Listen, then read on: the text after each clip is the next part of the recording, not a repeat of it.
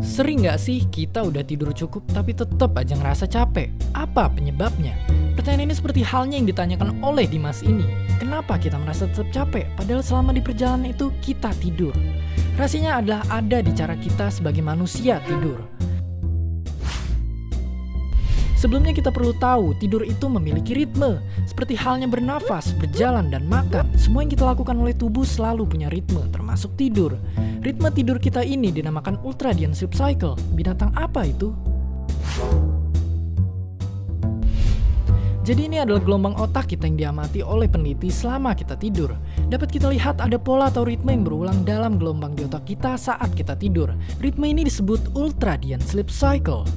Dalam tiap ritme tersebut terdapat tahapan atau jenjang tidur yang terjadi, yang dibagi menjadi tahap 1, 2, 3 hingga tahap REM. Apa arti dari tahapan tersebut? Bagaimana cara kerjanya? Tahap 1 adalah tahap merem melek atau tidur ringan, yang seringkali dijumpai di gedung DPR RI dan ruang kelas belajar waktu siang bolong. Dalam tahap ini, mata kita bergerak secara perlahan dan aktivitas otot tubuh kita mulai melambat.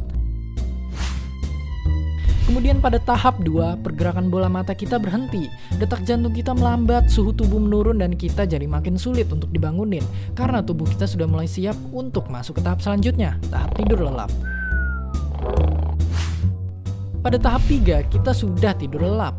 Gelombang otak kita menjadi sangat lambat dan tubuh kita ada dalam keadaan rileks. Kemudian tahap REM atau tahap Rapid Eye Movement. Dalam tahap ini mata kita bergerak cepat, nafas kita jadi lebih pendek dan tekanan darah kita meningkat. Gelombang otak kita dalam tahap REM ini jadi sama aktifnya seperti gelombang otak kita saat kita bangun. Kemudian dalam tahap REM inilah biasanya kita sedang bermimpi. Dari tahap 1 hingga REM dijalani sekitar 90 menit tiap siklusnya, namun akan jadi lebih panjang semakin lama kita tidur.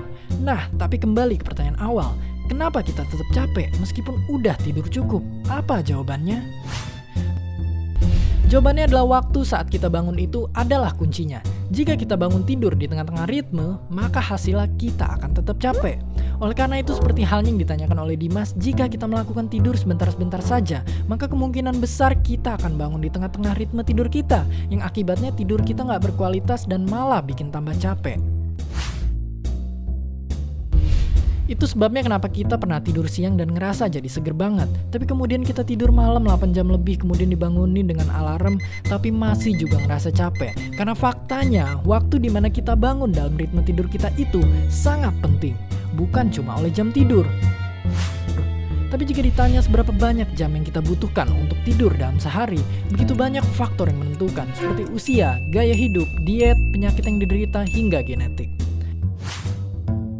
Kemudian jika bicara secara jujur, para peneliti pun masih bertanya-tanya tentang tidur itu sendiri. Bahkan William Demons, seorang peneliti yang sudah meneliti tidur selama lebih dari 50 tahun, pernah ditanya, apa sih alasan kenapa kita tidur? Dan ia hanya menjawab, jawaban paling solid yang kita ketahui hingga sejauh ini adalah, kita tidur karena kita ngantuk. Tidur manusia itu ternyata masih merupakan sebuah misteri dalam bidang sains. Jadi sudah berapa menit saya bicara, saya jadi ikutan ngantuk. Oke, terima kasih. Hit the like button and comment below. And of course, don't forget to subscribe.